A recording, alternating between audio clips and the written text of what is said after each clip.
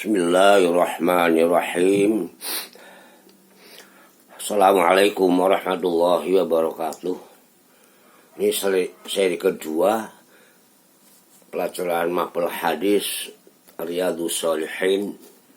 Semoga untuk para santri kelas 12 A, B, C, D nanti menyimak betul. Nanti lihat di kitab, insya Allah sudah pada punya semuanya. Ya, sekarang tujuan pokoknya adalah, sasarannya adalah supaya bisa membaca dengan baik, menerjemah dengan baik, dan memahaminya intisarinya, juga bagaimana mengamalkan agama dasar al-hadis as-sahihah. Ini maka dalam doa kita itu Rabbi zidni ilma, tambah ilmu. Tapi juga warzuqni fahma, mudah-mudahan tambah faham. Misalnya bisa dianggap pendek-pendek, ya kurang lebih 10 menit gitu, supaya tidak lelah, saya nggak lelah, HP tidak lelah, paketan juga mungkin nggak lelah, dan anak-anak juga nggak begitu lelah. Bisa santai melalui YouTube sehingga bisa disimpan dengan baik. Di bab yang kami pilihkan dalam mukadimah sudah kami sampaikan, Kitabul Ilmi, bab ilmu pengetahuan sebagai motivasi, ya. Ini sebagai motivasi dorongan bahwa kita itu supaya ya mendapat kedudukan yang tinggi. Kalau di kitab yang kami pakai di halaman 504 ini,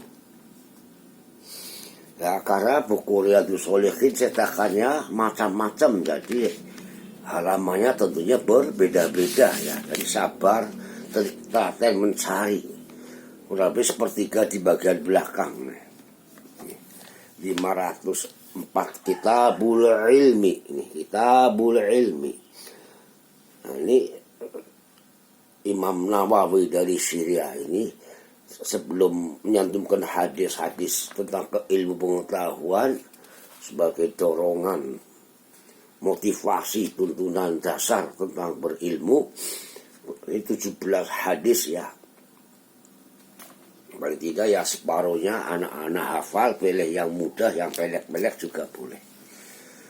Menerjemahkannya juga dengan suatu saat ngerti sedikit banyak pemahamannya, bahasa itu. Riyadhus Shalihin sebagai taman latihan jadi orang soleh, ya. Kitabul Ilmi ini dimulai dengan rangkaian ayat-ayat Al-Quran dulu, nanti baru hadis yang pertama. Bismillahirrahmanirrahim. A'udzubillahi minasyaitonir rajim. Kitabul Ilmi, nah, ini mudhof ilaih. Kitab artinya himpunan-himpunan, ketentuan-ketentuan, kepastian-kepastian dalam ilmu IPA. Kalau dalam hukum nanti maknanya kitab, kewajiban-kewajiban. Ini. Qala Allahu Ta'ala. Lahnya panjang loh, bahasanya jangan lupa, jangan qala Allahu Ta'ala. Kalau Ta'ala itu artinya kemari, come here. Jadi kalau Ta'ala, Allah yang senantiasa maha tinggi. Jadi Ta'ala, ini banyak yang kurang mencermati membacanya. Ingat ya, Ta'ala. Aduh, aliyun, kata aliyun itu tinggi. Kola di sini kalau bahasa Jawa memang ngendiko, sabdo, tomo, ya. Kemudian kalau dalam bahasa dulu lagi ada kata firman Allah. Jadi kalau dalam Al-Quran, Al-Hadis, bahasa Arab itu yakola. Umat setan yakola, syaiton, penjahat pun yakola. Itu bahasanya demokratis sekali, ya, bahasa Arab gitu itu, ya. Kola, kola Rasul, kola Syafi'i, kola Allahu, ya, kola semuanya. Itu bahasa demokratis mungkin kalau istilah sekarang. Wa qul rabbi zidni ilma. Wa qul rabbi. Kamu ini doa yang sudah kita sering dibaca sejak kecil, surat Toha ayat 114. Nah, ini di sebagian kitab tidak ada dicantumkan ayat-ayatnya, maka kita harus cari ya. Ini harus mencari itu. Ini di Mu'jam al-Mufahros li Alfadil Quran. Qul, berdoalah Anda, mohonlah betul kepada Tuhanku, tambahilah kami ilmu. Juga dalam hadis disebut warzuqni fahman soh. Warzuqni fahma, pemahaman juga. Jadi rezeki ternyata kaitannya dengan ilmu pengetahuan yang pokok, dengan ilmu pengetahuan yang cukup, yang banyak, berbagai macam bidang, nanti mendatangkan rezeki duniawiyah. Ya boleh saja nyebut warzuqni rizqon karima, halalan toiba, material ya bisa aja, tapi aslinya yang kita baca sejak kecil warzuqni fahma. Inilah motivasi besar untuk umat kita ini. Faham.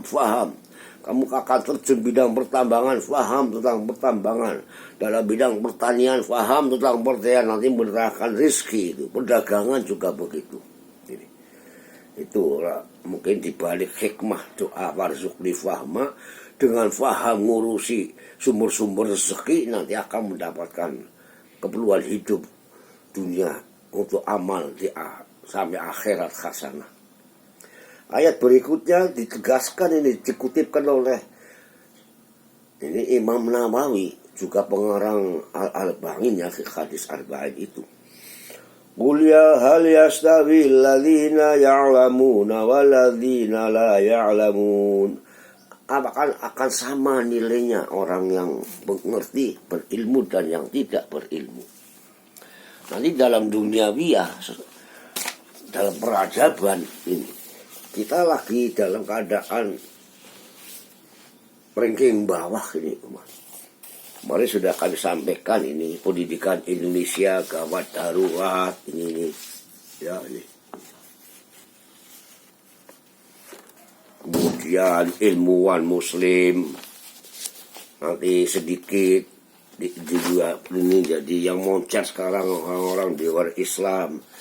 Disebutkan pendidikan umat Islam itu, dunia Islam tertinggal ya.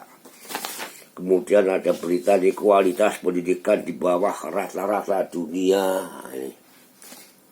Ilmuwan muslim minim ini. Nah ini maka kita monggo bersama-sama kita semangat belajar. Minat baca kita itu kurang. Secara duniawiyah bisa diukur kemajuan teknologi dan sebagainya, militer, ekonomi, kemudian jaringan, sekarang istilahnya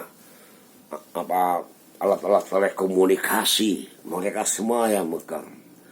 Sampai-sampai teknologi yang kita pakai sekarang ini kitab suci, di HP, semuanya itu hampir 90 sekian persen miliknya, produksinya orang-orang kafir. Ini kita bisa memanfaatkan, insya Allah ya sudah luar biasa bagus. Kemudian waqala Allah Ta'ala, ini sudah masyhur, biasa ditulis di sekolah-sekolah ini. A'udzubillahi minasyaitonirrajim. Tadi ayat qul hal yastawil ladzina ya'lamuna dan yang mimma la ya'lamun adalah surat Zumar ayat 9. Kemudian yarfa'illahu alladhina amanu minkum walladhina utul ilma darajat. Surat Mujadalah ayat 11. Allah tentu akan mengangkat orang-orang yang beriman di antaramu. Mengangkat derajatnya apa? Derajat dunawiyah, juga insya Allah ukhrawiyah. Walladhina utul ilma darajat, dan orang-orang yang diberi ilmu oleh Allah. Di ilmu itu kadang-kadang kasbiyah.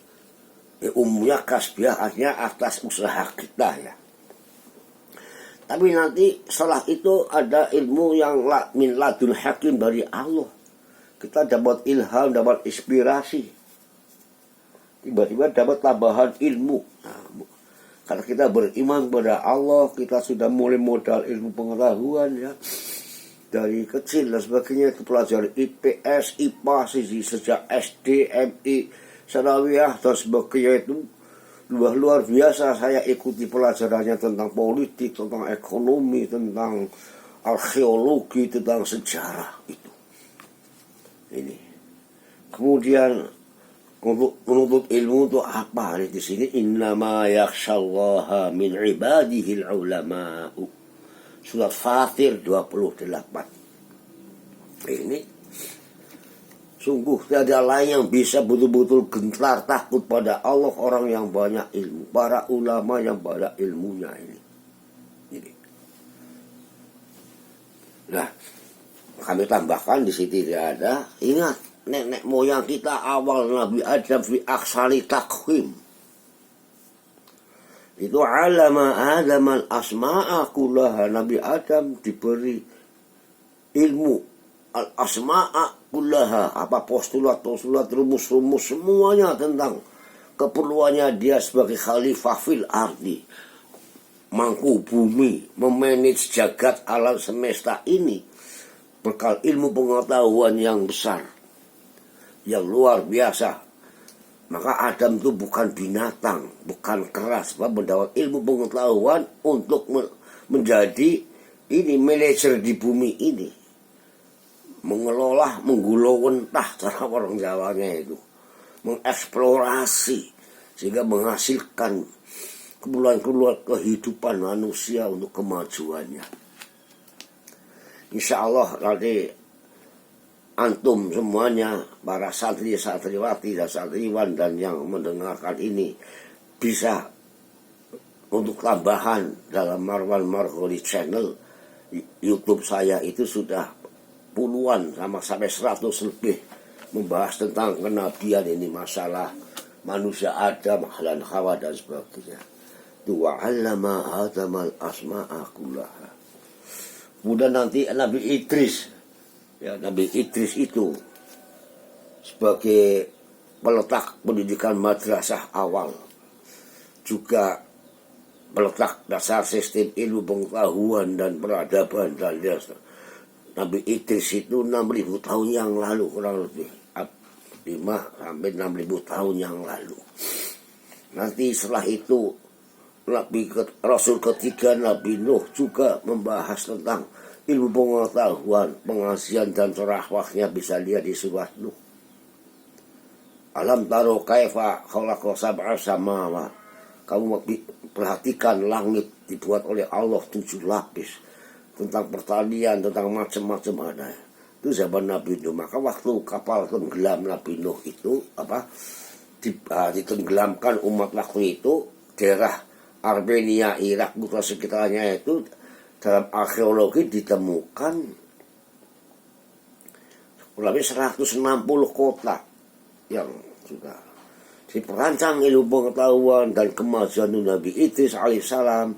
Nabi Nuh bisa membuat perahu yang besar, Anisna'il Fulka, 3 tingkat membawa manusia 100 jumlahnya yang di bawah, kemudian hewan, kemudian tumbuh-tumbuhan, bangsanya itu bisa dibayangkan kayak apa besarnya kapal Nabi Nuh itu. Suatu saat mungkin kami sampaikan dalam serial hikmah cuplikan sejarah Nabi ini, kapal Nabi Nuh ini. Begitulah, ini kurang lebih 15 menit nih untuk mukadimah, untuk lebih meresapi tadi upaya Kitabul Ilmi dimulai dengan ayat-ayat Al-Quran. Nanti sambungannya yang ketiga, insya Allah serial yang ketiga mulai memasuki hadis ini, sabda Rasul. Wallahu a'lam bishawab. Semoga bermanfaat di dunia wal akhirah, baik untuk para santri dan santriwan dan para pengguna YouTube saya ini. Assalamualaikum warahmatullahi wabarakatuh. Marwan Marghoni Channel.